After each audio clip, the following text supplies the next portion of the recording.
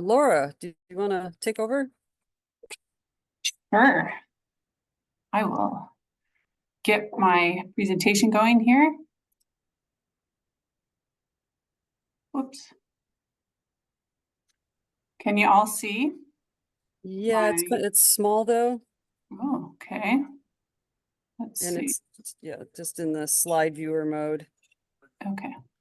Let's try.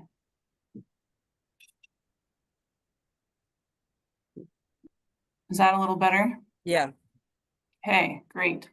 All right. Thank you guys for having me here to talk about the Great Salt Lake Basin Integrated Plan. My colleague, Jake Sarago, was supposed to be talking about this with you today. He is our resident engineer and was going to talk to you today about some of the really technical components of the Basin Plan, because there are a lot, but I'm getting also the sense that this group hasn't heard just kind of the basic fundamentals. I've talked with Soren, correct me if I'm wrong or if I get these right, but the Watershed Council for the Jordan River and the Jordan River Watershed, or the Jordan River Watershed Council and / Commission. I think both Jake and I have talked to that group before. So, and at that group, I gave kind of a high level overview of the project. And today's discussion was kind of be for you more technical folks, and we're looking for your support in the technical arena. So if you'd like to learn more about the project generally, there are, I believe, previous recordings, and I'd be happy to come back to this group and give the general presentation as well. So, and these are Jake's slides. I just saw them this morning the first time, so I'm just kind of winging it with his slides.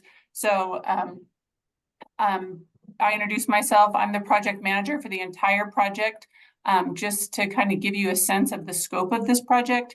You know, while Tim is talking about his strategic plan for the Great Salt Lake, my project area is the Great Salt Lake Basin. So it's about 36,000 square miles. It encompasses about 2.8 million people. And so the scope of this project and my project area is pretty expansive. And so I'll explain in a minute what we're working to tackle here. But like I said, Jake is the modeling manager and our engineer, who's going to help put all the modeling tools together. But just kind of to step back and talk about how we got to where we are and why I'm talking to you about this project today. You guys are no strangers to the fact that water resources in the basin have been stressed for the last couple of years. With the exception of these last 2 wonderful years. And so we know that we need to take a closer look at our water in the Great Salt Lake Basin. And we haven't really been forced to kind of identify as a group, as a basin, what is our vision for water use in this area? How do we want the lake to look? How do we want the basin, each of the basins to look like? And so this is going to help us identify or come closer to this shared vision. There's no consensus on the story. We have thoughts and ideas about where water goes and who's using what water. And, you know, there's fingers pointed at this group or that group. But there's no, you know, we're not kind of coming together agreeing on what the water situation is in the basin. And we'd like to do that. Also, there's no consensus on data. So I like to think of the project area as a giant puzzle, and we're trying to fill in all of the puzzle pieces, and we're missing some pieces in the puzzle, and some of them cannot be found, but also some of the pieces may be from other puzzles and they don't quite fit in, or they're never going to fit in. And that's how I'm thinking, you know, the Weber River Basin may measure water one way, the Jordan River Basin another. And so we want to get everybody, all of the tools into one giant, quote, monster model. And so all of the models, all of the basins can talk to each other, and we can understand the water supply on a more complete, holistic level rather than just basin by basin. And there's no as Tim was kind of talking about some of the challenges for decision making, I mean, they came up with, for the first time ever, kind of these lake level ranges of what's acceptable. We know that because of the matrix with the Great Salt Lake Comprehensive Management Plan, but there's really no way to say, okay, if the lake does get to this level, these are your options. This is what you can do. You can move water from here to there. We can cut back on this and we can add water to this reservoir. Like there's nothing that really guides us right now. And so this plan also intends to do that, the final product. And just generally overall, the Division of Water Resources has basin plans, Weber River, Jordan River, throughout the entire state, but we don't look at the basin as a whole. And so I think it's just encouraging us, the division, the state, as well as other entities to look at the connectedness of the system. So Chris, you asked about partners and how things are organized. This graph here I have, or this chart, shows a little bit how I'm thinking about organization for my basin plan. But before I hop into that, I'll just talk about some of the funding that is compelling this project. We had $5 million from the legislature in 2022 to get this project going. It was HB 429, the Integrated Water Assessment. And then we also put together a grant application for a basin study plan with the Bureau of Reclamation. And we are awarded that funding, $3.1 million at the end of 2022. And so we've combined these kind of projects together, and we're working collectively with the U.S. Bureau of Reclamation on this joint planning effort. It's a pretty exciting opportunity for all of us to work together. And the illustration, the figure, kind of talks about how we're looking at the organizational component of the basin plan. So the Division of Water Resources and the Bureau of Reclamation, as I said, are kind of the leaders in this. We have a steering committee and an advisory group. The advisory group is comprised of state and federal partners, like within the Division of Water Resources, the the Department of Environmental Quality, folks in water resources in Idaho and Wyoming, and U.S. Army Corps of Engineers, just to name a few, USGS. Anyway, so we meet on a regular basis and kind of talk about where we're headed with the plan. And I should say, and I'm happy to announce that the work plan for this plan. So the plan was so big, trying to tackle this concept is kind of silly, but we felt like we needed a plan for the plan. So we did a work plan, and that is now complete. And that's on our website. Tim, thanks for sharing the link. You can check out the quote complete work plan. That is the link that that'll take you right to the plan. But anyway, the advisory group and steering committee have been very valuable in the development of that work plan. The steering committee, which Soren is on, has been helpful too as we're working towards the completion of our roadmap. And in addition to Soren, there's other stakeholders or partners in the basin, which are like water conservancy districts, industry groups, environmental groups, canal companies. So folks who know water and are interested in water in the basin are in our steering committee. And then, as you are all probably aware, the Jordan River Commission is part of the Jordan River Watershed Council, and because of the Watershed Councils Act, each of the basins now have these watershed councils, and we'd like to use or connect with these watershed councils as we're going through this planning process. And we're creating technical teams for each of those, for each of the basins. And so you can see from the figure, we have the Jordan River Tech Team, the Bear River Tech Team, and I'll share with you in just a minute what Jake's vision is for some of these groups. So, and we're hoping that we can figure out a way to have the tech teams kind of filter through the watershed councils and then up to the advisory groups and steering committees. So this isn't the last you'll hear from me. We're hoping to be involved with you guys from here for the next couple of years. I'll show you the schedule here. But before I do that, I'm going to share with you the goal. Once we're done, we hope to have a plan that will ensure a resilient water supply for Great Salt Lake and all of the water users in the basin. While this is a plan that looks at and the sustainability of Great Salt Lake is emphasized, we also want to make sure all of the water users in the basin have the water that they need to be sustainable as well. So while Tim kind of hinted at it, Forestry Fire and State Lands has a plan that looks at just Great Salt Lake. Tim's plan is looking at the sustainability, overall sustainability of the lake and how to make that happen. And we're looking at a plan that helps ensures water use, resilient water supply for the entire watershed. And this is a multi-year process. I have heard lots of feedback about how this is going to take too long. And I think that's kind of been one of the reasons that we haven't done this before, is because people have really thought, oh, it's just going to take too long and we just don't have the time. Well, we see what happens when we don't have the guidance and the direction when the lake hit the historic lows the last couple of years. So we'd really like to just get this done and get this tool developed so we have it in the future when we need it the most. So right now, like I said, we finished the work plan. We're moving on, doing this, creating the models and doing their performance measures, scenario planning, I'll talk about in just a second. And then we'll come up with an action plan in 2026 that provides recommendations to Tim and Brian and others about recommendations for water management in the basin.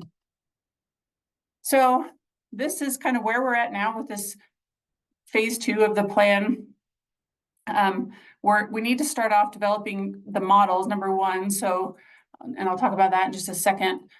Developing models for each of the river basins and for Great Salt Lake, and then kind of coming up with some scenarios that we'd like to consider. So what if changes in climate? What if climate temperatures increase by this, precipitation decreased by that? What if population increases? So we have all of these different modeling inputs, the data that we need to figure out what data we want to put into the models once they're all completed. And then we need to evaluate the alternatives from those models. So whatever scenarios we're planning for, what are the trade-offs of each of those of the findings, and are those acceptable or are they not? If they're not, we need to go back to the drawing board and figure out what kind of water management solution would be acceptable. So that's kind of the planning process in a nutshell. We're just now starting to develop the performance measures and the scenarios that which we want to analyze. So lots of opportunities for involvement there. And then this is where the modeling piece and Jake's engineering expertise really comes into play, because I am no engineer. And so I can't talk to you a lot about Gold Sim and the existing model for the Jordan River Basin. I just know that Gold Sim model is the large model of choice that's been developed for this area.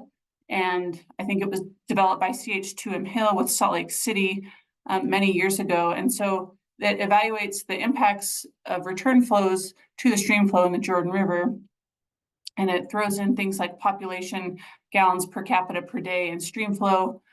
But the thing about Gold Sim, well, I guess I don't understand the positives, the pluses and minuses of each of the models. But for those of you that do understand models, Riverware is going to be the modeling platform of choice for this process. And so now we need to figure out how to convert the Riverware or the Gold Sim from Jordan River and Great Salt Lake into this Riverware modeling process. So how Jake and all of the technical team is going to do this remains to be seen, but that is the goal, and he's super optimistic that it can happen. So this is the modeling team, the Jordan River kind of technical group that I was talking to you about that will report to the watershed councils. But these are this is by no means a final list.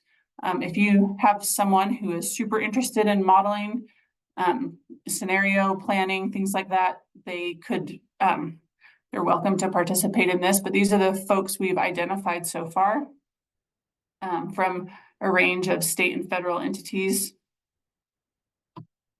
And yeah, who else? Who else are we missing? Who should have a seat at the table as we're developing this tool? And then I think in order for this project to be successful, we need to have the support and understanding of a lot of the water users in the basin. And from the Division of Water Rights, we were able to gather, these are some of the largest water right holders in the basin. And so we're interested in working with them to help them understand the task at hand and what the challenges that we're trying to overcome and the questions we're trying to answer. So, but the problem is we don't have extensive contacts. We have these names of the water users, but we don't have the names and contacts of people. And so I think what Jake, if we were to have this meeting in person, this is where he would hand out this list and say, look, for the Draper Irrigation Company, who's the main contact there? Who's the point of contact? Oh, my light just went out. 1 second. Okay, I guess I better move more. So who within Sandy City is the best contact that we should be working with? By this is like the engineers, the people who are doing the modeling on a day-to-day basis. So I guess, Soren, when we're done with this, or you actually have the presentation that Jake sent earlier, if you want to distribute that PDF, people could scribble on that or just send Jake and I an email about specific contacts that we could reach out to as we get this project underway. So this is all I had. I just wanted to open it up for discussion. If you have any thoughts and ideas about involving other water users, I'm happy to hear them. We're happy to, well, I know with the watershed councils, we'll be having regular time on their agenda. The other thing I wanted to throw out there is that we want to do special basin by basin workshops. So this would be a great opportunity for this technical group to come and understand more about what we're doing and how we're working with some of the water users and with the steering committee and stuff like that. So we're anticipating we'll do these at least once, maybe twice a year, depending on budgets and all of that. But anyway, we're excited to get this project underway now that the work plan is done, and I'm happy to discuss with you guys some of your thoughts or concerns that you have about water planning at such a massive scale. It seems pretty daunting to me most days, so I'm happy to hear your thoughts or commiserate. And that's all I have. Okay. Oh, wait, nope, sorry, one more slide, guys. This is, again, Jake's presentation. So yeah, any other technical people you want to have join, send me any list of water users.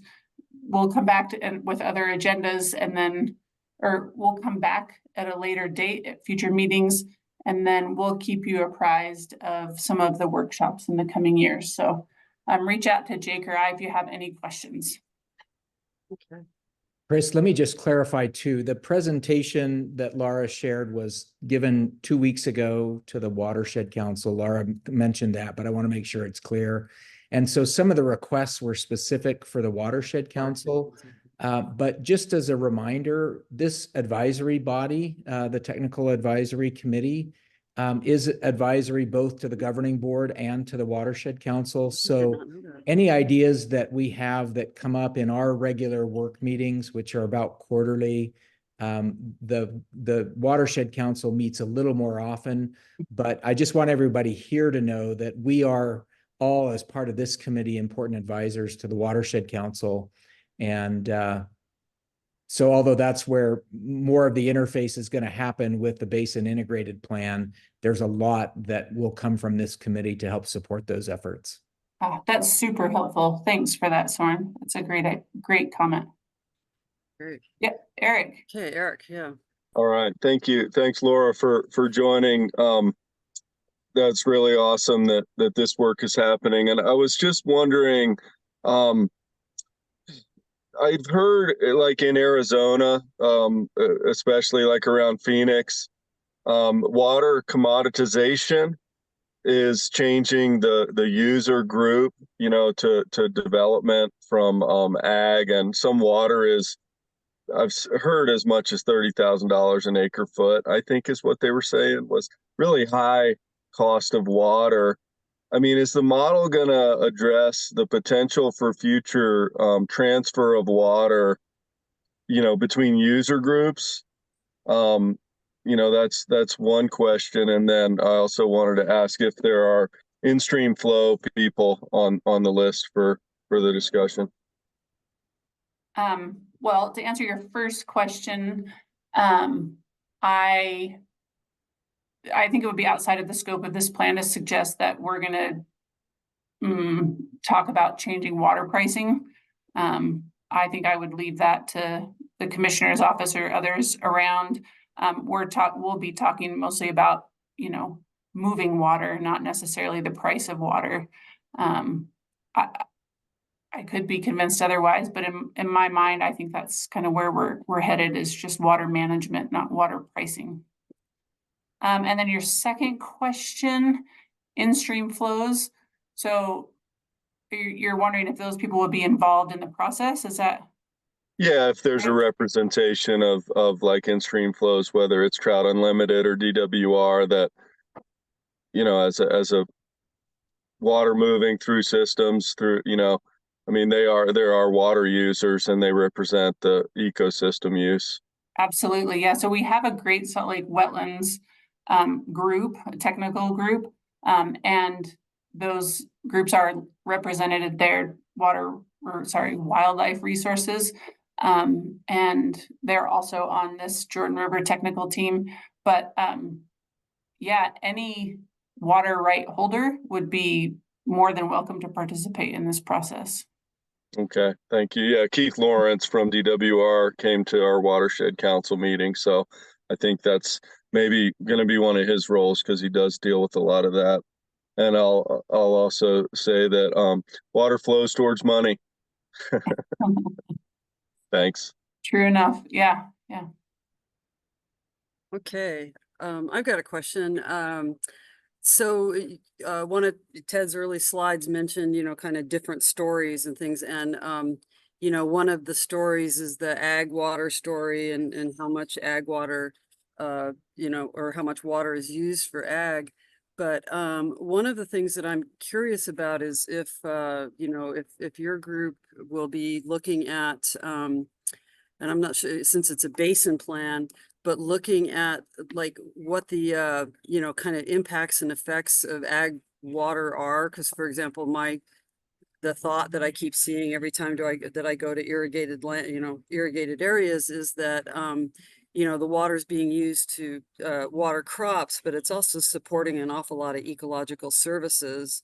And I've always kind of thought, well, be careful about, throwing the baby out with the bathwater, so to speak, with, like if water goes to municipal uses, it's really much less ecologically functional. And so I'm just wondering if there's any, part of this that is going to be looking at that story and trying to tell a more accurate story, a more complete story of the value of ag water. I mean, Yeah, I'm not a fan of wasting ag water, but I think that we need to be careful about just saying ag is bad, so. Yeah, absolutely. I love that question. Two things. Well, one, so I was just at the Salton Sea trying to understand how they're managing water there or lack thereof. And a lot of that kind of accidental sea is, when they encourage farmers to stop irrigating, the lake level dropped tremendously. And so conservation in that neck of the woods is very detrimental to the Salton Sea. So it's just, I hear your point, is that the water from the agricultural operations, it plays different roles here and there in the Salton Sea. And so we very much want to make sure that those uses, like I said, continue and are sustainable in the future. So looking at, how to do that more efficiently is something that we're interested in. And there's a whole other piece of this plan that I didn't tell you guys about. This is the modeling planning tool part of the project, but we also did a gap analysis to try and figure out what are the big gaps in data that we have that will help us make decisions about water management in the future. And all of this can be found on the project website that that Tim shared with you. There is a gap analysis link in there. It's over on the right-hand side. But from that gap analysis, we do have an agricultural optimization and leasing project that is going to be getting underway here soon. And you can check out Appendix J of the plan, and that will tell you all of, so we have 10 separate projects that are going on that will help inform decisions in the future. So, you know, when Tim is making his 30-year plan, he can use some of this information to make recommendations for these particular resources like ag or M&I in the future. So great question. Happy to update you on those as they move forward too. Okay, great.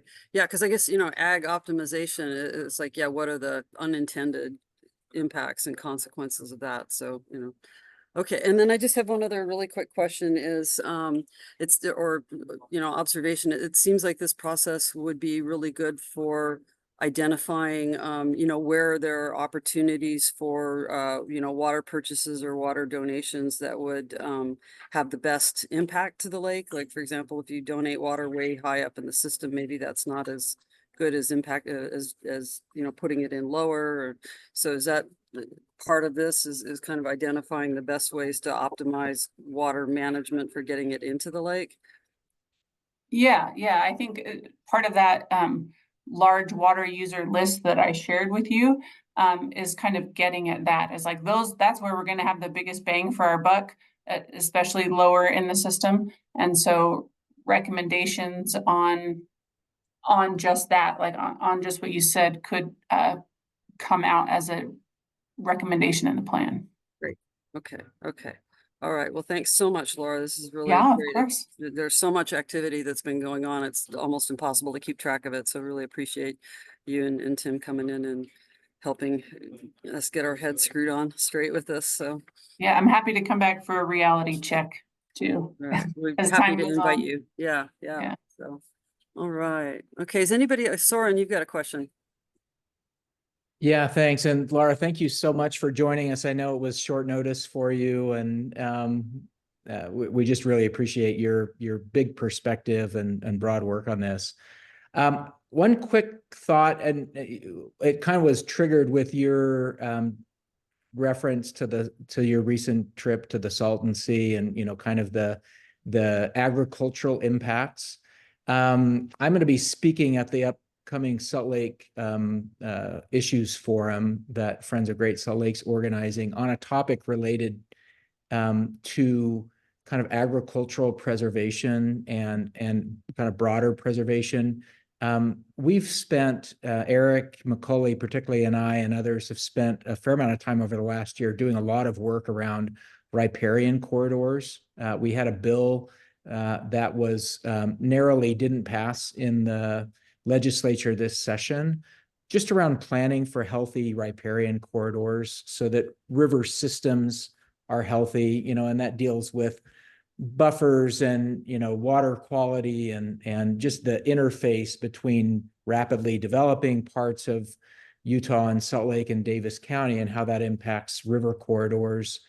But I think that the same issue also exists around Great Salt Lake and Utah Lake, that there has historically been a lot of undeveloped land, although, you know, there's been a lot of agricultural uses. And as we're beginning to see a lot of that land being consumed with just the urban expansion, the inland port, you know, is playing a kind of a big part of that with the south shore of Great Salt Lake, which is also potentially impacting kind of the Jordan River Delta area. And so I think one of the challenges that we face is, you know, groundwater is affected with pavement, water quality is affected with stormwater runoff and management. And there's just a lot of issues related to the health. And I know a lot of our focus right now is on the water resources part of the Great Salt Lake, but there's also a whole ecological system which we receive a lot of services from. And as we continue to erode kind of the ecological system with urban development and suburban growth, we are seeing a lot of negative impacts. And while that may not affect water resources, it will also affect in very different ways the health of the Great Salt Lake and all of the animals and habitat that rely on a healthy ecological system that is around the Great Salt Lake, in the same way the riparian corridors around the river are impacted. And there are risks and hazards associated with some of those things as well. So I'm curious to know, and this maybe was a question more for Tim, because it's maybe more related to the lake itself, but just curious how this basin integrated plan is also thinking about the ecological services that the lake provides in the surrounding areas, the wetlands, the uplands, the wildlife habitat, and some of those sorts of things, which we tend to focus on our needs as humans, and it's easy to forget. I know there's a lot of people that keep reminding us, but I'm curious how ecological services and systems are tied into the basin plan. Yeah, we've had conversations about this before, recently, just kind of as we're trying to narrow in on the scope or the very beginnings of this planning tool that we're developing. And it is my understanding that this initial tool, while there may be some water quality monitoring or modeling tools out there, the entire basin planning effort won't have that piece of a model in it yet. We can add it on later. It's like an additional, it's an add-on, if you will, I guess, once the basic tool is completed. And so I definitely want to look at how water flows, decreases in water flows can impact water quality, and just, for what water body are we talking about? For what condition are we trying to get to? But one of the projects that we are doing separate from this planning tool is the functional flows assessment with USU and the Division of Water Quality, that is looking at how much water needs to stay in some of these rivers and streams to make them functional. Like, what is the minimum flow or the flow requirement for some of these rivers and streams in the basin? And so I think that kind of gets at your question and is maybe like a teaser into how we could expand water quality and the ecological component of the basin. That's a great question, Soren, and I'm thinking there's other efforts that are kind of looking at that more or less. For example, well, more and less. For example, I'm not sure if it's the Intermountain Joint Venture or actually Fish and Wildlife Service. There's a guy named Patrick Donnelly who's developed it's called the WET tool, which is the Wetlands Evaluation Tool, that basically it takes a look at, water levels and the impacts of those water levels on habitat. And so I think that, something like the outputs from this model then turn into better inputs to that model, which can help address those questions. Right. So it's like everybody's working on so many different aspects of this. And, just like Tim alluded to, just getting everybody aware of each other for starters, much less, hearing what each of these groups are saying and getting everybody to share information is going to be a huge benefit. But the challenge is the communication. So the challenge is always often the communication, right? For right. so many things. Yeah. Everybody knows something, but nobody knows they know it. Yep. Well, right. I'm happy to be in touch with Patrick and figure out how these things could talk together. The models could talk and work together in the future. So, but I think that's really, really an important point that Soren made is that, yes, we are looking so strongly at, water availability for human use, but particularly with development and increasing populations and, decreasing resources. The ecological impacts are really important. So and it would be good to know who in this whole state of Utah kind of management scheme is got their eye on that ball, and how they're looking at it. So whether it's wildlife resources or, somewhere in water resources. So, okay. Well, thank you so much, Laura. Has anybody else got any questions at this point? Okay, well, thanks again, and we'll move course. on with our agenda. We're, you know, a little over, but not by much, and it's definitely worth the investment of time.